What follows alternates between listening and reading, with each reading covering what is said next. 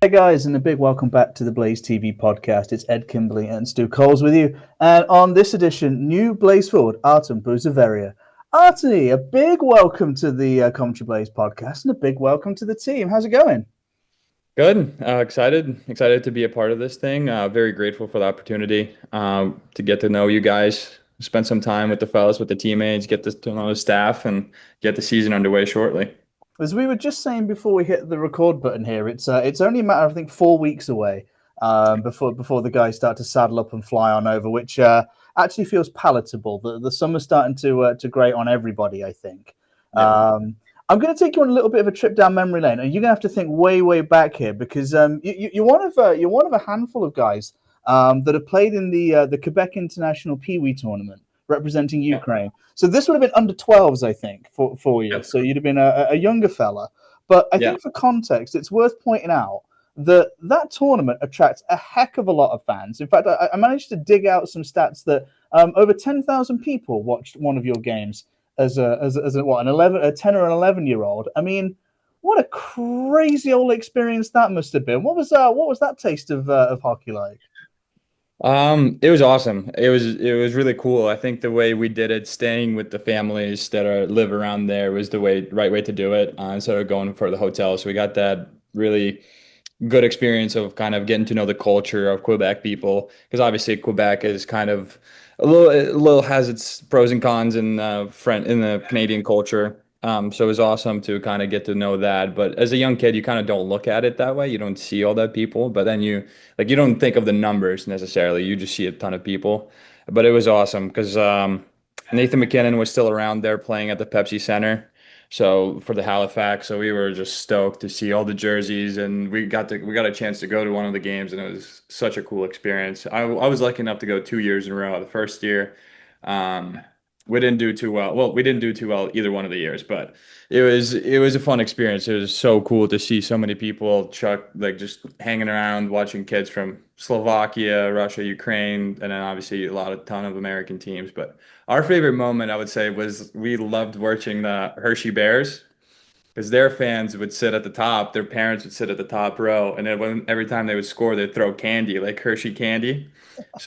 And they went to the finals that year. One of the years they were all the way to the finals, and we stayed to watch the rest of the tournament. So our whole entire team would just sit right underneath the Hershey guys and just catch candy the whole time. So we loved it. We loved the experience, and it was a ton of fun, especially as a young kid leaving home to go experience like the true hockey culture somewhere else was unbelievable.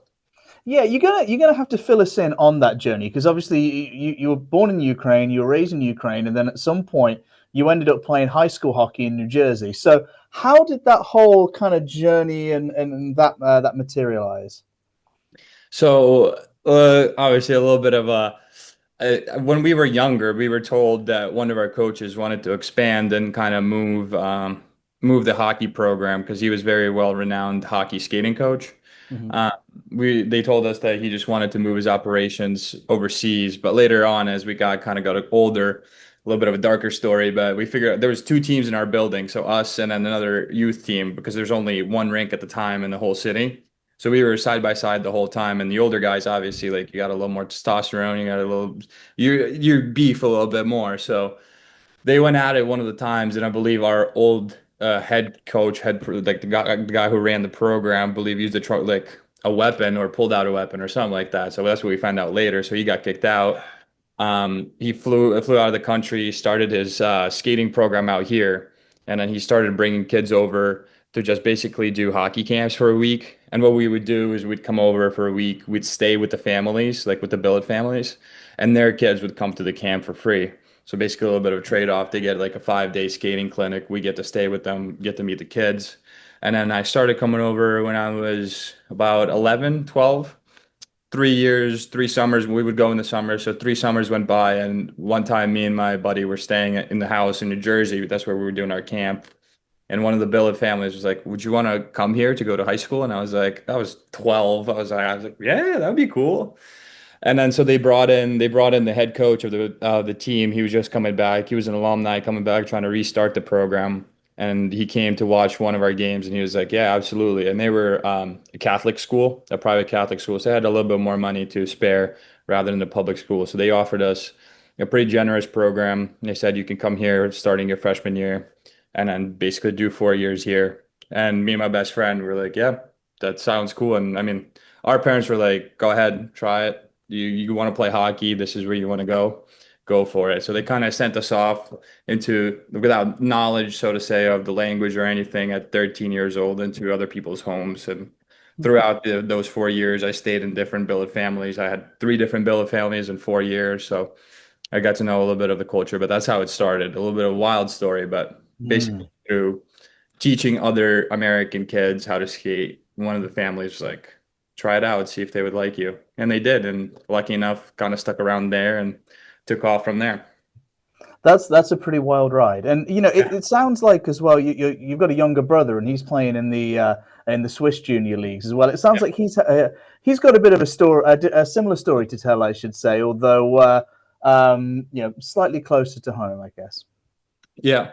Yeah, he's a lot better than me, I would say. People always ask me is like how is he at his young age, and I always say that he's a lot better. He got his growth spurt early. I was pretty short until I was 18. I think I was 5'6" when I graduated high school.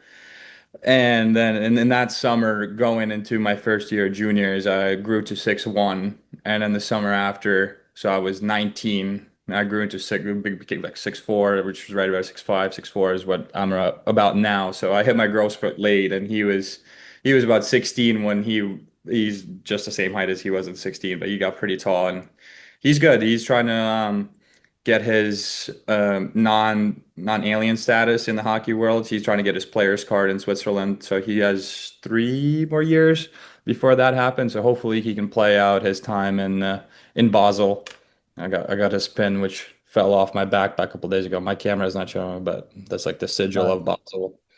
So he loves it out there. And when you're young, like you just pick up on so many things. Like I took German in high school and back home in Ukraine, but I don't remember any of it. So like I took it for 8 years, and I was like, I can say hello and how are you? And that's it. That's all I remember in 8 years. And then I went back there. I went to Switzerland to visit him when the second year they were there. So that was been 2 years. And he's like, we play a lot of soccer. I Mm. love growing up watching soccer, football. I always call it football, and people here correct me in the United States, but I love watching football. Like my favorite sport. That's how I started getting to hockey. And he was like, he walks onto the pitch to talk about like to all these kids try to kick him off, and he starts speaking German. And I'm like, what the hell is even this? So he picked it up. He loves it. Like he knows the Swiss and the German dialects. He's got a job out there, so he's settling very nicely into the culture and kind of his living situation. But his goal is to play for the Basel's men's team. So he's following in the hockey footsteps. Yeah, I mean the Swiss league is a really good league. Even if you're the second tier is better than a lot of the European main leagues as well. So no, it's great that he's carving his own hockey journey out. And I got to say, I sympathise with you. I think I was 5'6", 5'7" when I graduated secondary school over here. But unfortunately, unlike yourself, I stayed 5'7" and into my mid-30s. But staying with you, and I kind of wanted to pick your brain about your international career, because you represented Ukraine at both the under-18s and the under-20s level, and those tournaments were both in Slovenia. Oh, one of them was in Slovenia. Sorry, one of them was in Poland. So you had to kind of come back to Europe to represent. How did you manage to juggle everything? Because obviously you've got school, you've got that. I mean, that must have been a bit of a whirlwind. Yeah, for sure. I think the time that when we went to Poland, I got a little bit luckier because I was during my time in juniors, Mm. so it was a lot easier to just ask the team because I at that time I wasn't really playing much. I was playing as a defenseman, which I'm not, but like they were like go out there and just for practice, just because I needed people, and they were like just practice as a defenseman. So I didn't really have an issue getting off then because I wasn't really playing much. So that was quite easy. But the first year that I went was pretty hard because I was still in high school. So I had to figure out how to get 2 weeks off, 3 weeks off, and fly out there. But they were gracious enough to kind of give me a couple assignments in the meantime to do. But it was a hell of an experience. I mean, anytime you get to go out there and play against like Team Japan, Team Italy, like it's so cool, such an awesome experience. And then I haven't really made my way back into the national team quite yet, but watched them a ton this year. Obviously, 'cause Great Britain was in there. Um, they're so close. One goal. All we needed was one goal against Japan, and that's it. And we would have made it through. And I was watching it religiously, all 5 games, and I was like, oh my God, this would be such a cool, like this would be so cool to see them, to see them get promoted. But it just, oh, I get like PTSD while like remembering. But it was an awesome experience, and we got to go with a bunch of the kids that I grew up playing with in the same town. So I think there's 5 or 6 of us who are alumni of the same youth program. So at that time, it was really cool. My first year wasn't the best experience. I went in there with the semi-torn glute, so I was like trying to play on cortisone shots, and our coach wasn't really the happiest of the coaches. So I think against Japan, I took a penalty and they scored, and then to make it 2-1. It was the third game of the tournament. He was already on my case because I just wasn't having a good time. Obviously, playing on cortisone shots can it is going to affect a little bit of your performance. And he was just like, after the game, he's like, you're not playing another second of this tournament. And I was like, oh my God. And then he starts counting people in practice, like see how many forwards we got to see if I will be scratched. And he's like, we only got 12 forwards. So I'm like, I have to play. You have nobody else. So still got in the lineup. Actually started playing a lot better the last 2 games because I didn't play as much. I was like, I only played 7 minutes a game. I was like, you know what? Who cares? Like, I'll just go out there, play for fun. And the second year was a lot better. We went to Poland. We didn't do well either times. We finished, I think, fifth both times or fourth. Like we didn't do well at all. But it was a cool experience to kind of get to meet some of the kids that I never knew that were part of the team that played overseas and then came back. So it was great to know them. And a lot of them are now in the national program too. So it Yeah, just experience. I was going to say because at U18s, I mean, it was a dominant Slovenian side Oh, which took that, which is yeah. kind of strange because like I mean, GB have kind of just stayed. I think I'm right in saying still correct me if I'm wrong a little bit later down the road, a slight step ahead of where Slovenia are at. But then in U20s, you pick up wins against Italy and Japan. Japan are I mean, Stu and I have been saying this for a couple of years. We got to commentate on a couple of GB games against Japan. It's a great program, and Italy are kind of neck and neck with GB in many ways. So, what was it about that Slovenian side? I'm kind of curious. I think I think they had Jan Drozg, who's a heck of a player. He's in Pittsburgh farm system. They had a couple of other guys who were pretty high level players. And honestly, at that age, it's all it really takes. You have a couple of those guys who are just levels above kids at that age.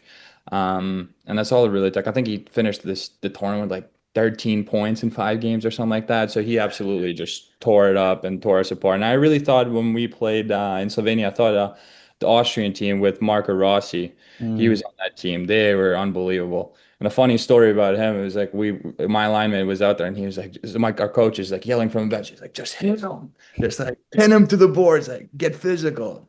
And the puck comes around the wall down low below the goal line, and he sees him coming. He throws a reverse check, absolutely crashes. One of my best friends, like to this day, like I've known him for 20 years of my life. He like cranks him with a reverse hit, walks out from below the goal line and tucks it in.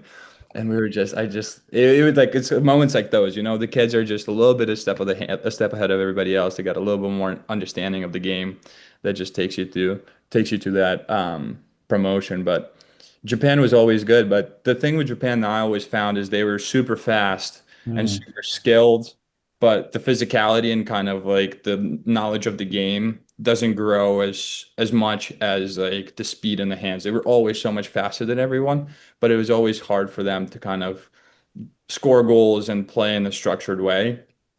But they were always unbelievably fast and unbelievably skilled. Mm. Fair enough, and in that building in Tihi as well, the Blaze fans will have some memories of the Continental Cup that we played there. I think, gosh, that was 10 years ago now. What a crazy building to play hockey, you know. Yeah, especially in front of all the Polish fans, because I mean, like, Ukraine is so close, right on the border, so it was unbelievable. Like scream, like ultras fans almost. They just nonstop, 60 minutes, go, go, go. But yeah, unbelievable arena, unbelievable fans.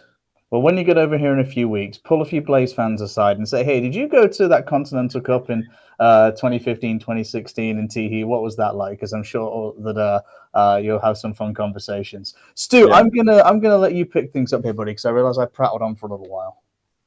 Yeah, so you've obviously had, some interesting stuff that's gone on, juniors and world championships and the like.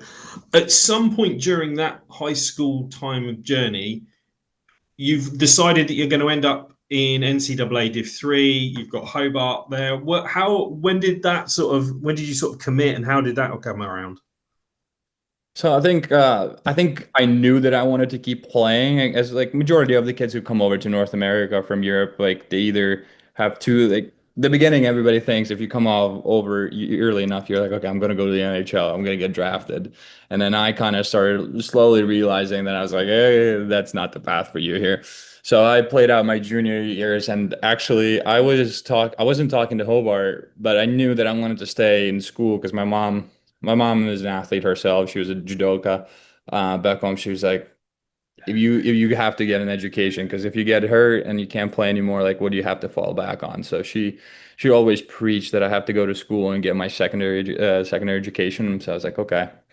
So I kind of got on that early. Coming out of high school, I always thought that I was like, if I'm not gonna go get drafted or go to Canada, I might as well just go to get my education. So from early on, I knew that's what I was gonna do.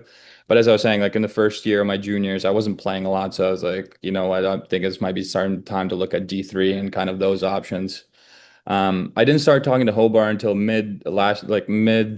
like December of my last year of juniors, and then COVID happened. So we were busing out to play IHC in like Massachusetts area, and I was talking to Sacred Heart, which is Division 1, and they were like, okay, our head coach is gonna come out and watch you. And like on Friday, we're busing out Thursday. We're on the bus, we get the call, hey, like everything's shut down, like hockey's like we're not playing this weekend. So they stopped talking because obviously they weren't sure what's happening within their own roster. They stopped taking all the commits. I don't think they even committed another person for another year or so. So they kind of halted everything. And Hobart was the only place that offered me at that time. And I don't think I committed until late July, August. So right like 2 weeks before I had to be on campus, I committed. I never looked where it was. I never knew who they played. I didn't know anything. Like I was just like I showed up the first day and I was like, like who are we playing? Who's in our conference? Like who's the best team here? Like who are the powerhouses? So I didn't know anything, but lucky for me, it was just an unbelievable culture over there with the coaches, Coach Mark Taylor and Coach Fiorentino. They were just like they were fearing that we would quit, like we would leave the team after our freshman year because we played 2 games all year long. Our practices were in small pods for obviously COVID restrictions, so we practiced 7 people at a time. Our rink had a hole in it because like there's nobody working it, so like the ice melted in one spot the first day. So it was just a lackluster experience, but it really brought the team together. I think we just hung out with each other every Thursday, Friday, Saturday outside the school. But for me, it was more so my mom pushing me into school, and then Hobart was kind of like the only place that really kept talking to me as COVID happened. So, and they were for me, it was like financially, I wasn't going to be able to pay a whole lot of money for schooling. So whatever place was going to offer me the most money is where I was going to go, and they offered a pretty sweet package, and I was like, okay, like I can swing by this amount of money if I work, and kind of it figured all itself out as I went there. And it's certainly easy to concentrate on your schooling in your first year if you haven't got any hockey to play. Yeah. So I'm guessing, aside from the training and a couple of games, there was quite a strong focus on your academics in that first year. Yeah, we can call it academics, but that's what we focused on. But yeah, it was a lot easier to kind of, but at the same time, you have all these restrictions in schools, like kids get sick in class, like the guy who sits next to you might have COVID. Like I was quarantined for a total of 50 days that year, 5 separate times. I was actually patient zero on campus. I was the first person to have COVID on our campus. My best friend who flew in from Armenia was the second person. So it wasn't the best, but it was definitely interesting. So But I think you kind of brought it out as well that that it was an experience that you as a group sort of came together, and yeah, then certainly the next year, the program leaps and bounds goes and wins the NEHC in 21-22 in the regular season at least, and then D3 tournament comes around, you get your spot in that, and you run into what at that time was the Adrian College juggernaut. What was, what was it playing against Adrian like? And now that you are likely to be on the same team as quite a few of them this year, what's it going to be like, sort of meeting up with those former enemies? I mean, for sure, I'm gonna get a little bit of crap that year because they won it. I'll give a little bit back because we beat them the next year, in the semis, in the finals. Actually, we beat them next year, so I'll give a little bit of that back. But it was that year, it was kind of not hopeless, but you just knew they were always that they brought in Division I kids all the time. You knew that they were a juggernaut program, especially in their club hockey team too. Like their club hockey team wins the ACHA almost every other year, so we knew they were going to be good. But the moment that stood out for me was the first shift. I won the puck, like I took a face off. I won the puck back to our defenseman. He turns it over, and we did not leave our zone until like 18 minutes, like into the periods, a full 2 minutes in our zone. And we got back to the bench, and I looked at my line mates, and I was like, "Boys, this might be a long one," and it was a long one. We pulled our goalie after the second period. Our backup goes in. He starts stretching. We hear a crack. He pops his knee out. And we're like this couldn't go any worse. And the way that their rink is set up, they have a big stand on the far side, but right above us, there's like a little bar area, but it's open window. So whoever's sitting right above you is like can lean over and start saying whatever. So one guy goes, "You guys look like a bunch of pumpkin patches out there, you traffic cones," because we had orange jerseys. So it's like, "You guys are a bunch of traffic cones out there." And we're sitting there like just taking it. And we were down 4-1, 5-1 at that point, and we were like, "Oh my God, this couldn't get any worse." And then yeah, that was definitely a long bus ride home. It was like 8 hours. It wasn't fun. It wasn't fun at all, but they were so good that year. They lost one game. They lost their first game of the year. I don't remember to who. I think St. John's or something like that. They lost their first game of the year, and then we were asking some of the kids, they were like who we knew. It was like, "What happened? You guys lost the first night, then beat them 8-1 the next night." And he was like, "Yeah, we had 14 of our guys out with COVID for the game one." And we were like, "Okay, that makes a total sense." But yeah, they were just so good that year. They went 29-1 or something ridiculous, and it was an uphill battle from the start, especially in their own rank. But they were just leaps and bounds above us that year. Okay.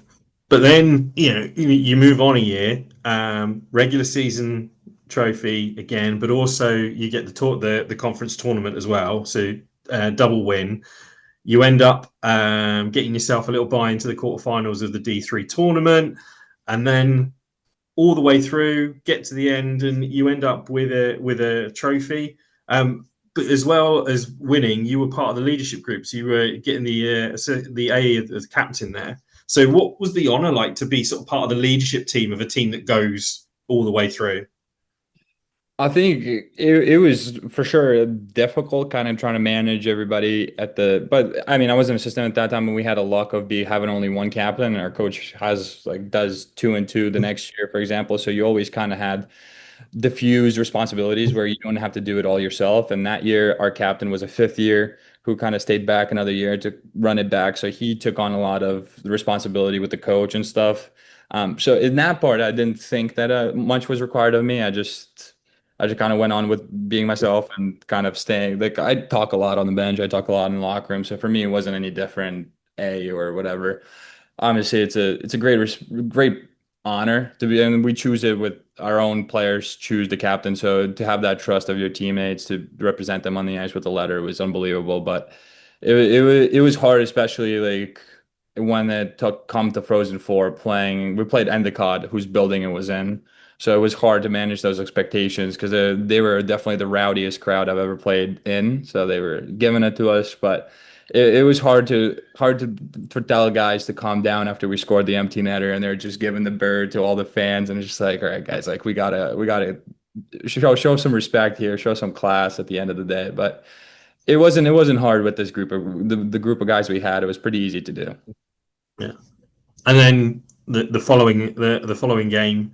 And imagine a game that might get brought up in the locker room once or twice in the coming season. You get the OT win against Adrian in the D3 final. What was that feeling like? I mean, how were your nerves in that game?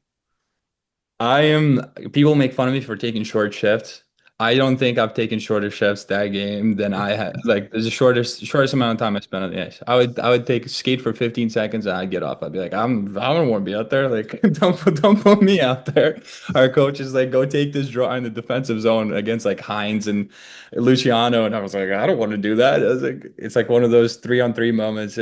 Is if you ever see the Carlson and Dustin Brown clip from the NHL, where he's like, "You cover." I was like, "I don't want to cover him." It's like that's how I felt. They were like, "Go out there, kill a penalty in OT," and I was like, "I don't want to cover Heinz's one timer. Like, I'm good, I'm good." But it was definitely nerve wracking. But our goalie really brought us so much sense of security to us. He's unbelievable. I mean, he went 3 for 3 so far in his career. He was so good that we kind of knew that even if we got into trouble, we'd be okay. And we played so hard that we knew if we just kept grinding it down, at some point something will pop up. And that's how we scored. We just 3 cycles, shot on net, funky rebound, and then my classmate, the person who I graduated, Wilson Crane, just got standing back door, kind of got an open wide net, and it was crazy. Everything was flying. One of our guys got an eyebrow cut from a helmet hitting him in the head.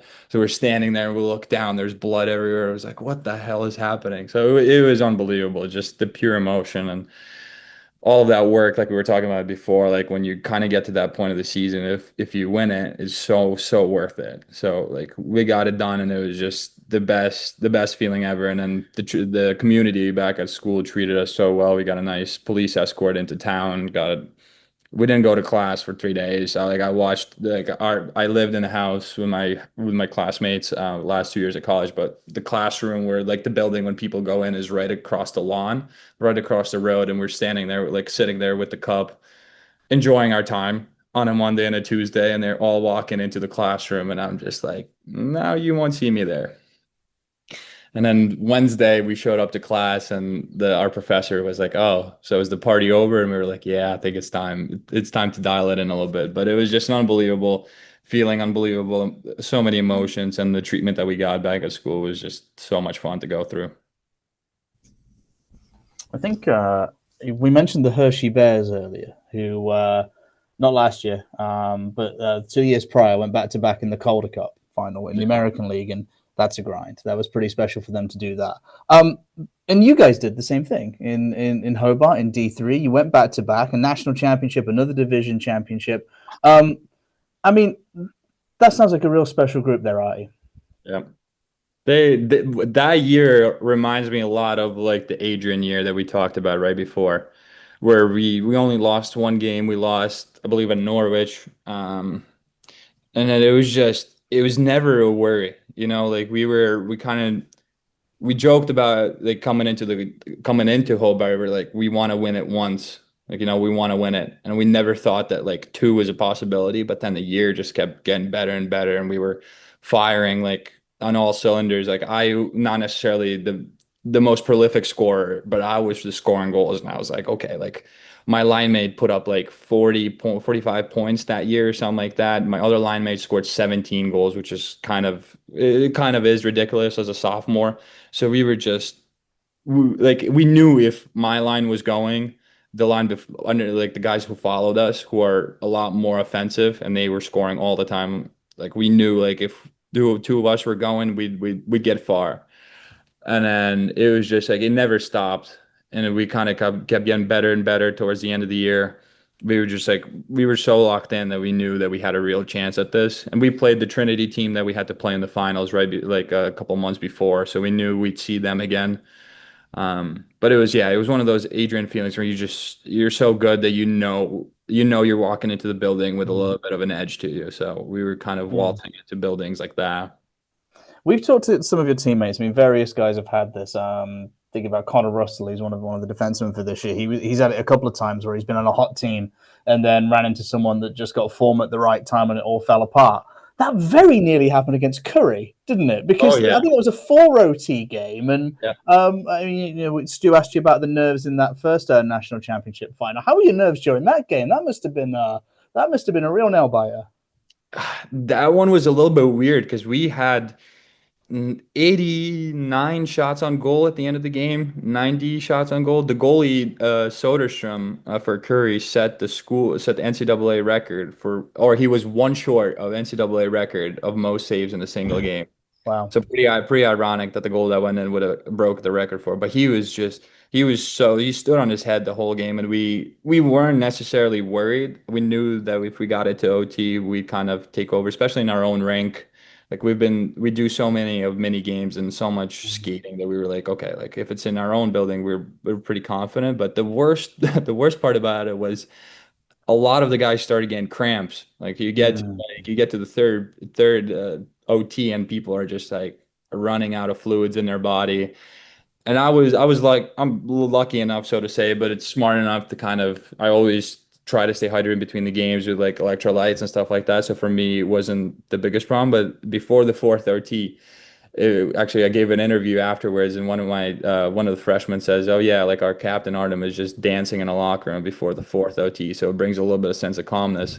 So like I wasn't necessarily nervous that game, but more so just kind of like how are we gonna get this one past them, because it was so hard. And then Bauer Morrissey, a freshman at that time. He was the freshest skater out there. He was taking pucks from behind the goal line all the way to their end and back. He could have skated probably five OTs if he wanted to that game. So he definitely brought us there. Won the draw, walked the line, got a nice shot through, and we were lucky it went in. But it wasn't anxious necessarily. It was just like, all right, like this guy, like he has to give up something. Like he can't save it all. Like something has to go through him. So the different feeling, but still a little weirder feeling out there. Yeah, I think we've all walked into goalies where you expect to beat them and then you don't, so it could easily go Yeah. the other way. Certainly, we've all been part of those But ones. he's massive too. Like it's not Yeah. like he's a smaller goalie who's like, all right, let's try to pick like a top corner. Our coach before the game is like, shoot glove side on him. I was like, all right, I'll shoot glove side. And he's like, one, two, three, and I'm like, all right, I'm not going glove side anymore. I'm done. But he's so big, so good down low. I think he's switching to go to Division 1 this year, which makes total sense. He's Mm. unbelievable goalie. And then from playing against a hot goalie to the Trinity game in the final, 2-0 win, a shutout in the national championship final. Wow, your goalie must have been on fire that game too. Yeah. Yeah. I mean, he's on fire every single game. Like he like truly I think he ran into a little bit of an issue at his younger age, which kind of prevented him from going Division 1, but he truly deserves to be there. I hope he stays playing hockey afterwards because he just brings a total sense of calmness. And he was unreal. Like we don't understand how he hasn't got the Sid Watson Award, which is the Mhm. best D3 goalie. The Trinity goalie got it that year, and we were like, how? But with this committee selection, if you don't make the first all nation team, if you don't make first all American team, you're not eligible to be voted for the best player, which made zero sense. So it kind of threw us off there a little bit how he wasn't there, but he deserves it. He deserves it. All the praise that comes to him, he's unbelievable. Now, hockey players are generally pretty good at singing their teammates' praises, or in your case, Artie, talking about the guys that you played against and how well they've done. But you've kind of quietly skipped over that you were the NEHC Player of the Year and the tournament MVP. So, I mean, just talk to us about your hockey that year and how much of an honor winning those two individual awards were. I think it sounds like a broken record from a hockey player, but like that year, the way that we gelled with my line mates was unbelievable. Like I played with Ignat Belov, who is Belarusian, but speaks Russian with me, so it was easier to get on board with him. Like we were still best friends to this day. And then the other kid who's at Brown now, Tanner Hartman. I mean, those two, they were so good at scoring every single game that I didn't have to do much. Truly, like I was just like, I'll give them the puck like off a face-up, and then they'll score, and I'll be like, okay. The playoffs definitely were a little bit different because I picked up the scoring in that game. I think the Skidmore game probably sold it because I had two goals that game.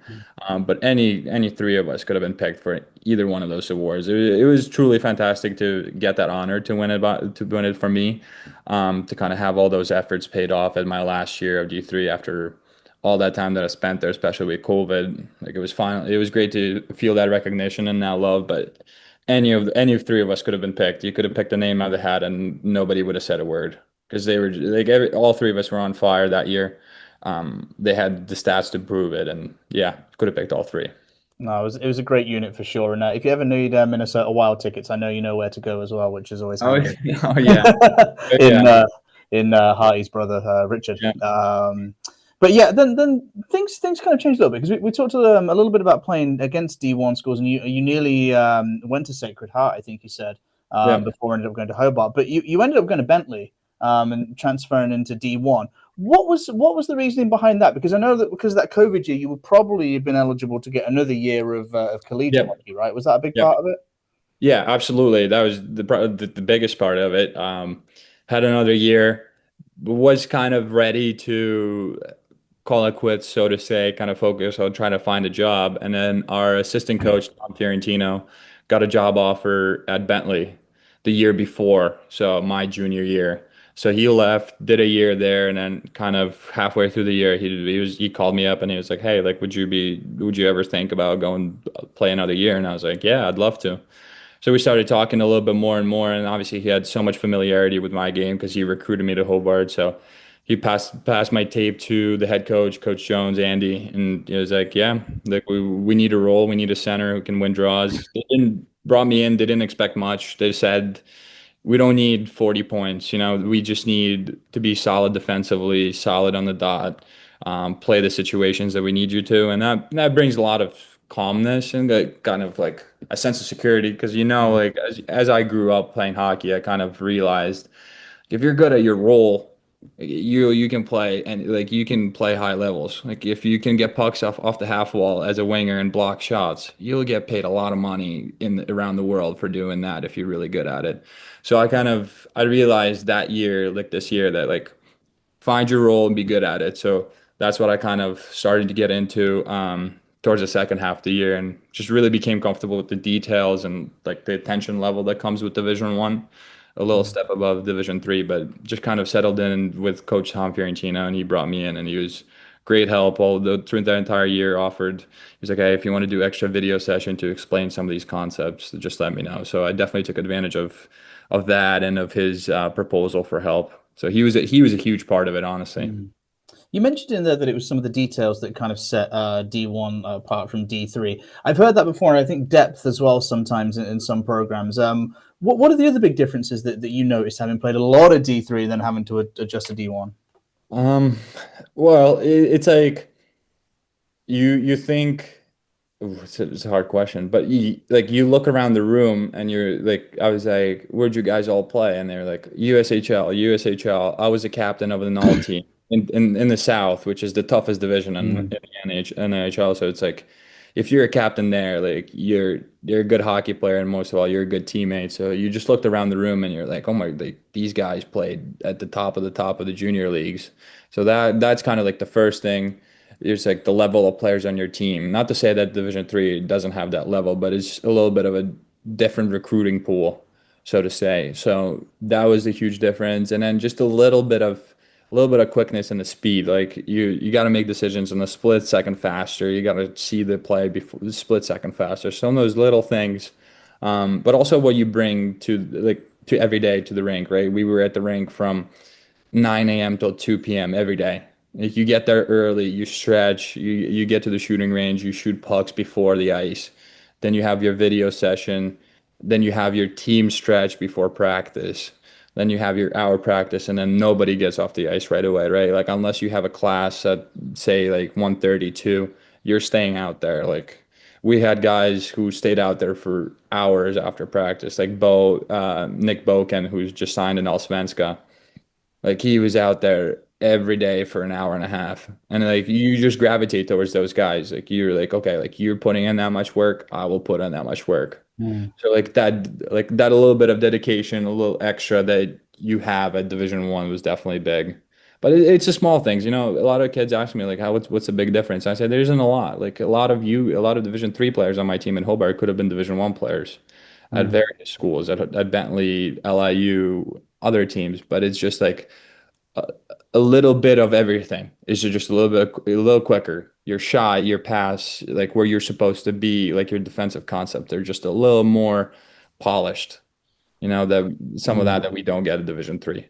But Yeah, Adrian, I'm sure do because they get so many of those Division 1 guys. Like it's pretty easy to pick up off of them, but just a You're little. gonna steal the words because I think we were talking to Alessio Luciani not that long ago and talking about playing against D1 schools and what the difference was, and he was saying that actually we played a bunch of them, particularly during COVID. I think they managed to get some games in there, and there wasn't all that much between them, which is pretty great. Yeah. But what you were talking about there in terms of guys staying on the ice longer, coming better prepared, taking it very, very seriously, looking at the details. They're all winning habits. And Yeah. winning seems to have followed you everywhere because you won the AHA championship. You knocked off Army, Sacred Heart, and Holy Cross. A lot of religious iconography in there. But just tell us a little bit about that run because the AHA is no slouch. No, no, it often gets kicked to the curb when comparing to like Big Ten and Hockey East. But it was tough. I got hurt right before the playoffs started, so I couldn't tell you through what the guys were feeling in the playoffs. But playing them in the regular season was definitely hard, especially Sacred Heart. I mean, they're if you ever seen pictures of their rink, it's an NHL Yep. level rink. It's unbelievable. Marching band, student section is unbelievable. Big jumbotron light show. So it was definitely intimidating playing in there. But some of those really good hockey teams all around, and you kind of realize you just got to stop worrying about all the distractions that come at you.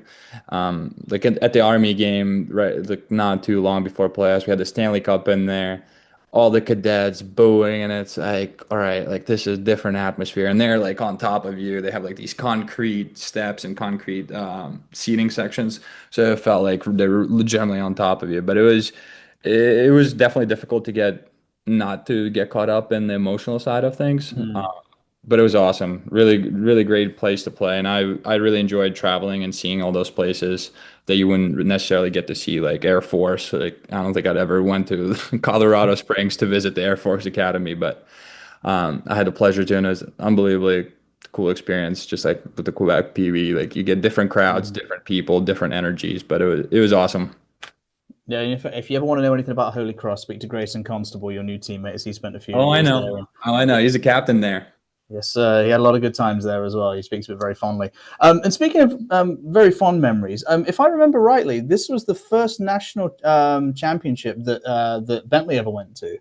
And as a bit of a reward, you ended up pitted against Boston College in terms of a perennial powerhouse in the NCAA. Were you hurt for that game, or did you get in on that one? Because that was very close. You ended up just on the wrong side of essentially a one-goal game with an empty netter on the end. So a Yep. one-goal game for all intents and purposes. What was that one like? It was we outnumbered them in fan section probably like 10-1. It was Whoa. the biggest crowd of Bentley ever brought to a sports event. It was so cool. I was still hurt. My injury was long term, so I wasn't getting back in anytime soon. But it was so cool. I mean, like Ryan Leonard was on the ice, Hagens was on the ice. Like you see the Gustafson on the blue line. Like you see so many great hockey players. It's just unbelievable hockey to watch, and just to see my teammates go out there and battle. Like I think we had a penalty kill. And I've never heard a building get that loud when the 2 minutes were expired because they were just wiring one timers. Our guy, I think we got like 4 or 5 block shots in the span of a minute, and just such a cool crowd. Big arena, like right, sits like 17, 18,000 Mm. people. I think like 10,000 out of 13,000 fans were Bentley fans. So loud, so great to see. And yeah, James Hagan scores a wraparound with a minute left, and my line mate, who I played with all year long, he has his forward right in front of him, and the Hagen's is wrapping around, and our goalie is stuck, gets skate on the net, and I'm just like, his name is Sammy. I was like, Sammy, turn, just turn, like prevent him from going empty net or leave your guy in the corner, just leave him be, like don't let him score the wraparound. And he just never turned, always had his back to him, didn't see it coming, and it was just such a dagger with a minute left Mm. to let that one up. But incredibly proud of that journey. Like a lot of people wrote us off the um on then like the during the national broadcast committee thing. Like so many people paid much more attention to UConn and Penn State, who were also first timers Mm. in the tournament, right? They were all talking about them. We had Denver and Providence. Well, actually, crazy enough, like right, Hey. right, wearing the championship, like the pooling. We got BC, Providence, and Denver, who are the reigning champs. So like a lot of the media attention went to them. A lot of the questions during media went all about them. So we definitely wanted to stick it to some people, like show them that like, hey, like we're not here by accident. Atlantic hockey is not a joke. Like whoever wins the league is going to give you a fight.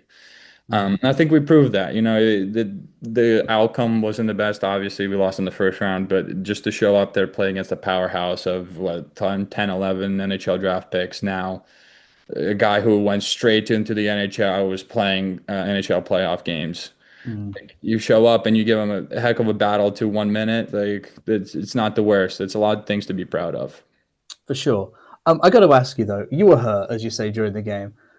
Are you good at watching hockey? Because I mean, I've missed games where like big games where they were televised that I really wanted to get in on as a commentator. When I was playing beer league, there were big games that I missed for whatever reason, and I hate watching hockey. I'm so bad at it, and I can't imagine what it was. Would it be like to be in that scenario as part of the playing staff that couldn't get in there?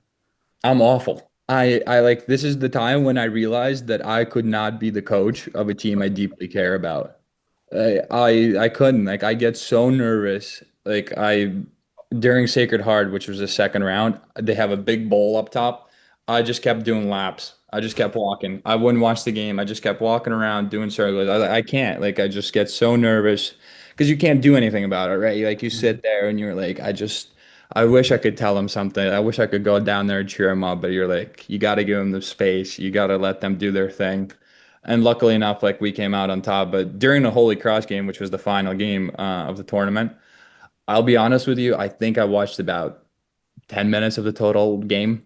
I couldn't. Like I kept walking around. I just kept hearing, like trying to listen to the noises. If I heard like the big woo, I knew they would score. If I heard a little woo, I knew we score. Uh, so it was so nerve-wracking, but I manned up for the last 7 minutes of the third and stood there right on the wall, just like kicking the boards. Anytime a Holy Cross guy would skate by, I'd just like take my crutches and bang on the glass or something. I don't know. Something to get my mind off of it, but it was so nerve-wracking. I realized I could never be a coach. Like it's too stressful. It's unbelievable. I was sweating. I was like, you guys let me watch it on TV at home. I'll see you guys when you guys back to campus. I completely and wholeheartedly understand that one, sir. Stu, do you want to take us up to the modern day? Because I think we're pretty much close to talking about Blaze hockey now, aren't we? Yeah, we're pretty much there, and you've got to the end of your college hockey, and the sort of the real world starts to impend upon you, and you think actually I'd quite like to keep playing this hockey for a little bit longer.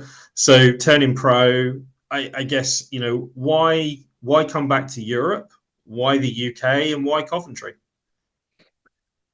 I'll be completely honest. I think Coach Moore is the only person that kept talking to me after I got hurt. I was talking to a few other teams. The reason why I wanted to turn pro is because my head coach sat me down day before I got hurt, and he was like you can do this. Like if you wanted to play for the next 5, 10 years, like professionally, you could. But it's all about your mindset, which is something that I, as a hockey player, have never been the best at. Like again, I think it stems from my like youth hockey, but that's a whole nother deeper talk. But he put me on that path of thinking about it, and I personally, growing up in Ukraine, like I said, I love football. Like I love Chelsea. That's the team I sport for. So I always wanted to be like, I always wanted to visit. I always wanted to feel the culture. I always wanted to experience the culture. I wanted to see like I kind of my personal goal is to travel to as many places I could in the world. So I never wrote off Europe as a possibility. I was like, if I get to go somewhere in Europe and play for a year, that'd be so cool. I get to live in a place where I would never think I would be playing, but because of hockey, I have that opportunity. So for me, it wasn't necessarily the geographical location that I was wondering about. It was just kind of which team would take me with my injury. And Coach Moore was really the only person that kept on talking to me through that whole process, you know. Like when I was gonna go to the camp for Team Ukraine, I told the coach I was hurt. He was like, I don't know if I'll ever talk to you again. And I'm like, all right, like I'll be back in 8 months or whatever, like however long the timetable for the return is. Like I'll be playing hockey next year. He's like, oh well, we'll figure that out later. You know, never checked in once after that, even though like I would be part of the national team. So it was like kind of disheartening. And Coach Kevin Moore, like just almost every other day is like, hey, how's you doing? How's your leg? Can you skate? Like, how is the process? Like he really like on the personal level made me feel cared about. Like you're not like a broken toy. You're like, it's okay, like things happen. But like you still got a place, you still got the confidence of the head coach that wants you on their team. So like that for me was really the reason why I chose Coventry because he like I'm more of a person that where loyalty is above everything and like kind of the like I think it's a more of a European approach to things being done. It's like your relationships really matter a lot more than materialistic things. So like he established a good relationship for me right from the get-go. I wasn't in the best spot mentally, physically, obviously, but he was there every step of the way, kind of talking to me every day. So I was like, you know what, like he put in this much effort. Like I think that it's going to be the right place for me. If he cares this much when I'm this low in my life, like I think it's the right place to be. So he really sold me on Coventry. And was there any previous links with Kevin? Had you crossed paths at all? He's from New Jersey, coached in D3. Was it just that, just the network and reached out and made the contact? Yeah, crazy enough. Like when we were talking, he's like, "Oh yeah, I'm in South Jersey," and I'm like, "Where?" He's like, "Princeton," and I was like, "I lived for 4 years, like an hour and a half from there. I went down there to play youth games." So it's like crazy small world. Hockey is a small world, but it's crazy how close we are, but never talked. And obviously, he was at Adrian. But no, never knew about Coach Moore. Kind of always had different life trajectories, so to say. And then he told me later on that he was looking to sign me last year if I didn't go to Bentley. Uh, but he kind of reached out at the end of this year, just out of the blue, so to say. And I was like, okay, like this is a possibility. This would be cool. Yeah, and I guess that makes that effort all the more valuable coming from someone who you don't actually know. Yeah. If it had been someone who you'd maybe established a relationship with years prior, like you said with the coach that recruited you to Bentley, who'd got you into Hobart as well, there's that existing connection. But having that level of commitment from someone who, is effectively a total stranger, must speak highly to the organization and to the coach there. Yeah, absolutely. You nailed it right on the head. Like, it's just for a random person who's looking for to fill like his roster to put that much effort into getting to know someone personally, to kind of keep tabs on them when they're going through like their injury rehab is just unbelievable. So I think he really sold it as a person rather than sold it as a coach. Like I cared more about his like personal approach than his coaching style, so to say, which are very similar things, but your personal style comes in play when you're talking to different players that you're trying to sign. It's not, you got to pick the right approach to different people. And I think with me, he nailed it right on the head. And looking forward to this season, you're going to be coming in and joining Coventry. We actually hosted in Coventry pre-season last year. The Kyiv Capitals came and played a couple of pre-season games. So you're not the first Ukrainian to play at the Skydome, but you will be the first Ukrainian to play for the Blaze. So what does that sort of mean to you to sort of establish, sort of Ukrainian hockey, even with your own sort of long journey to get to here? How does that feel, to sort of be the first in that area? Yeah, I mean, I think it feels anytime that I get to represent the flag is just truly an incredible experience, right? To leave your mark on certain places where years after you leave or you move on, people can say, "Oh yeah, we had a Ukrainian player who was unbelievable human." Like that's what I care mostly about is if someone says, "Oh, he was an unbelievable human being," like that's what I care more about than so to say the hockey player. So it's truly an honor, but it's also a little bit of the weight on the shoulders. You got to represent a whole ton of people in the right way, stay out of trouble, and kind of lead by example. But I think the Ukrainian hockey is expanding tremendously. I think we had 6 kids drafted into CHL import draft this year. One guy got drafted into the Vegas farm system last year or 2 years ago. So it's great to see that Ukrainian hockey is expanding, getting bigger, and obviously hoping now that Great Britain's out of there in the lead division, hopefully we can get it next year. I'd say it was very close in the end. That, like you say, just a goal, matter of inches in between it, and that is is a step on from, where the national programs, not just at senior level, but like, all the way through that like you say, the Ukrainian hockey is progressing, and it's showing at all levels now. Yeah. And I think our U18 team just did phenomenally well at 1A level. I think they finished second or something. So like it's unbelievable to see how good these kids are nowadays. It's a little bit out of my age group where I know the players. I don't know many of them, but just to see how well they perform, how well their stats put up is it's so much fun. Because like when I was growing up, I was just saying like a lot of football kids, like we all played football. Not a lot of people played hockey. But now, like, there's just so many of these people coming over to North America, Europe, just playing on all levels. So it's phenomenal. It's great to see, obviously, so many kids do well. And how when you come to Coventry and you start playing, what should the Blaze fans expect from you? How would you describe your play to them? Ooh, I think I'm a very good two-way player, but I am a lot better on defense than I am in the offensive zone. I think I take a lot of pride on my face-off skills. I take a lot of pride in my defensive abilities to be able to play down low as that defenseman and sort of break up a lot of the offensive play from the other side. I would say you can expect a player who will try 110% every game. I think that's what I built my whole hockey career on. I wasn't necessarily the fastest, the biggest, the strongest, that had the best shot, but I always had the belief that if you just work really hard, like things will happen. And it might not be goals, assists right away, but it's the little things in the hockey games that really turn the tide that matter. And I think if you just put in 110% and you give it all for your teammates, for the people that you care about and the fans, like good things will happen. So I think that's what you can expect out of me, a two-way player that will give 110% every game. This has been a lot of fun, my friend. I realize the time is absolutely fine. We've been chatting on nearly an hour now, so I'm not going to take up too much more of your time. But like we said earlier, we've only got, I think, 4 weeks left before the plane ticket needs to get punched and the passport needs to get flashed. So how are you going to be spending the last few weeks before you head on a plane and head on over here to Coventry? Oh, it's gonna be a little bit of a grind. Got some physical therapy to still finish up. Got some, honestly, with my schedule, I work quite a lot. I work every day except Monday. So today is my day off.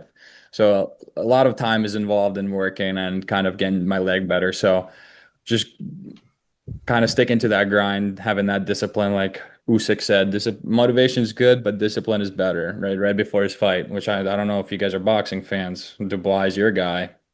So I don't know. I don't know how we feel about that. But kind of like on his words, just having that discipline to kind of get up every day, get up early, get my leg in shape, go to work, come back, eat right, kind of get my rest and enjoy my time with my girlfriend out here while we have some time together. And then yeah, not much. I don't have anything crazy. It's with work and hockey, it takes up a lot of my time. So I'm also taking a summer class trying to finish up my degree. So my hands are full, so to say. So not a lot of fun activities going on. A lot of just ticking off the boxes.